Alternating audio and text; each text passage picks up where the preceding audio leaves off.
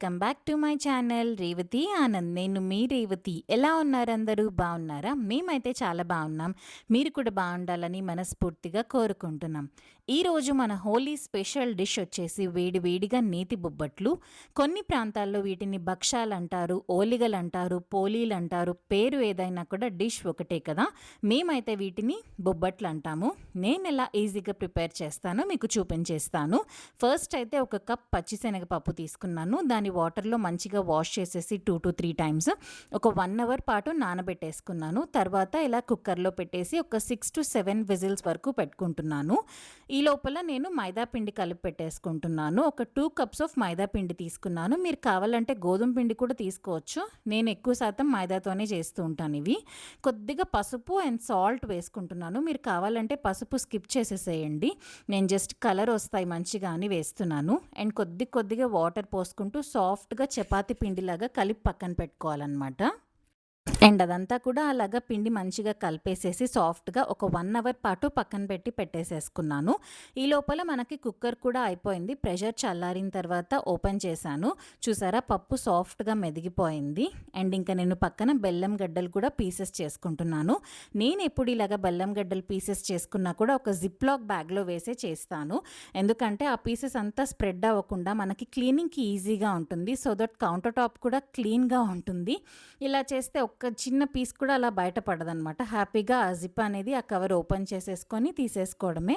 చూసారా కౌంటర్ టాప్లో అసలు ఎంత నీట్గా ఉందో.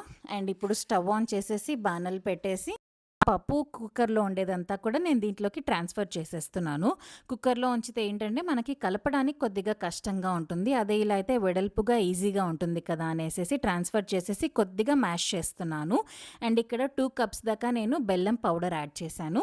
నేను ముందుగానే చెప్తున్నాను, మాకు అలాగా పప్పు ఏంటంటే కొద్దిగా ఏమంటారు బరకగా తగలడం ఇష్టం అనమాట.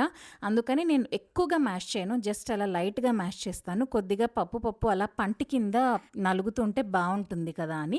మీరు కావాలంటే మెత్తగా మ్యాష్ చేసుకోండి. అండ్ కొద్దిగా ఇలాచీ పౌడర్ యాడ్ చేశాను. ఇదంతా కూడా బాగా ఉడికి దగ్గరకు పడిపోవాలన్నమాట. చూసారా, మీకు అలా పప్పు కనిపిస్తుంది అక్కడ. అండ్ ఇలాగ బాగా ఉడికి దగ్గర పడిపోయిన తర్వాత నేను ఇంకా ఒక కప్లోకి తీసేసుకొని దాన్ని పక్కన పెట్టేసేసుకున్నాను. అది పక్కన పెట్టేసుకొని బాగా చల్లారాలన్నమాట. అండ్ అది బాగా చల్లారిన తర్వాత మనం ఇక్కడ బొబ్బట్లు ప్రిపరేషన్ చేసేసుకుంటున్నాము.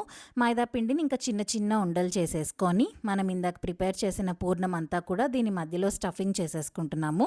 ఆ స్టఫింగ్ బయటకు రాకుండా నీట్గా ఇలా ఎడ్జెస్ అంతా క్లోజ్ చేసేసుకొని 2 పాలిథిన్ కవర్స్ యూస్ చేసి చేస్తాను. నేను ఎప్పుడు నెయ్యి అప్లై చేసేస్తాను కవర్స్కి.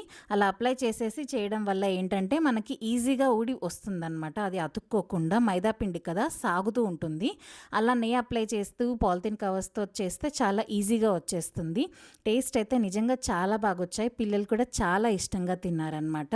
సో చూసారా, ఇలాగే అన్నీ ప్రిపేర్ చేసి పెట్టేసేసుకున్నాను. ఇంతటితో ఈ వీడియో ఎండ్ చేస్తున్నాను. ఈ వీడియో నచ్చితే please like, share and subscribe my channel. Bye bye.